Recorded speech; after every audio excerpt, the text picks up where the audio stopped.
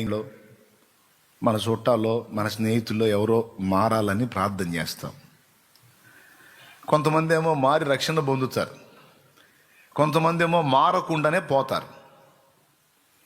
అప్పుడు నీకు ఒక ధర్మ సందేహం వచ్చింది. ఆ షాలేం రాజు అన్న దగ్గరికి పోతే మీ వాళ్ళ కోసం ప్రార్థన చేయండి, వాళ్ళ మార్పు కోసం ప్రార్థన చేయండి, వీళ్ళ మార్పు కోసం ప్రార్థన చేయండి తెగ చెబుతాడు.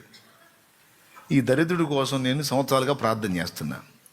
వీడు మారు మనసు పొందలా, ప్రభువుని అంగీకరించలా, రక్షణ బాప్తీసం పొందలా, అట్లనే సచ్చాడు. ఇప్పుడు ఏం చేయాలి? కడుపులో మండిపోతుంటుంది. ఎందుకు మండిద్దో తెలుసా? పోయి నరకానికి పడతాడని, నరకానికి పోతాడని. అప్పుడు నేను కూడా గుర్తొస్తా. చాలా మన దొరికితే అడగాల. ప్రార్థన చేయంటే ఒక రోజు కాదు, నేను 10 ఏళ్ళ నుంచి ప్రార్థన చేస్తున్నా. ఎందుకని నా భర్త మారలా? ఎందుకని దేవుడు నా భర్తని మార్చలా? న్యాయంగా ఉన్న ప్రశ్నే కదా ఇది. నువ్వు ప్రార్థన చేయమన్నావు లేదా?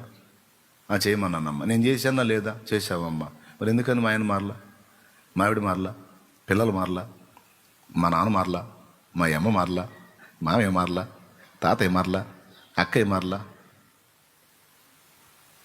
ఉన్నాయా లేవా మీకు ఈ డౌట్లు? ఎవరో ఒకళ్ళకి ఏదో సందర్భంలో ఈ ప్రశ్న వచ్చింది. ఎందుకంటే ప్రార్థన చేసి ఉంటారు కాబట్టి. దానికే నా సమాధానం. ప్రార్థన నువ్వు చేసినప్పుడు, విను బాగా, ప్రార్థన నువ్వు చేసినప్పుడు దేవుడు ఖచ్చితంగా పని మొదలు పెడతాడు. ఇందులో మాత్రం డౌటే లేదు.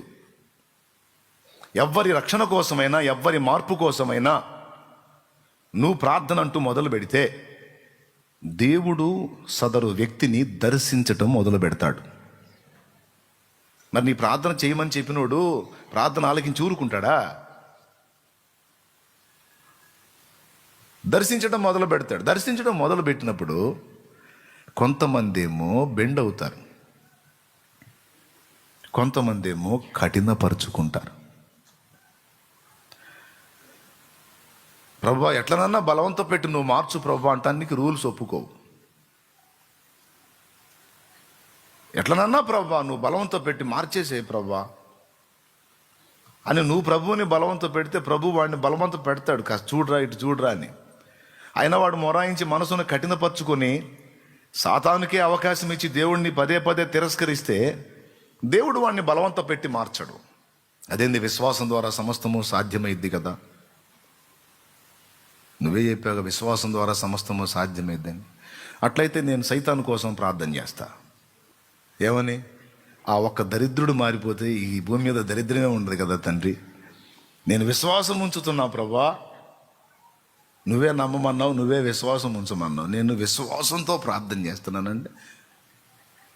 ఇప్పుడు నా విశ్వాసం సైతాను మార్చిద్దా? కరెక్టే అన్నావు. నా విశ్వాసం దెయ్యాలను మార్చిద్దా? దేవుడు ఏమన్నా సైతాను బలవంతం పెట్టి మారుస్తాడా? అరే వాడు విశ్వాసం ఉంచాడు, నువ్వు మారాల్సిందేరా అని ఏమన్నా బలవంతం పెట్టి వాడికి బాప్తీసం ఇస్తాడా? ఇస్తే వాడు పొందుతాడా? ప్రభువు చిత్తానుసారముగా మనం ఏది అడిగినను ఆయన మన ప్రార్థన ఆలకించుననున్నది ఆయనను బట్టి మనకు కలిగిన ధైర్యము అన్నాడు. చాలా మందిలో ఉండే ధర్మ సందేహం అనమాట. నా బిడ్డలు ఎందుకు మారట్లేదు, నా భర్త ఎందుకు మారట్లేదు, నా ఇంటి వాళ్ళు ఎందుకు మారట్లేదు, నేను ప్రార్థన చేస్తానే ఉన్నా, కన్నీరు గారుస్తున్నా, ఎందుకని నా ప్రార్థన విఫలమవుతుంది అని వాళ్ళంత డౌట్ కొంతమంది.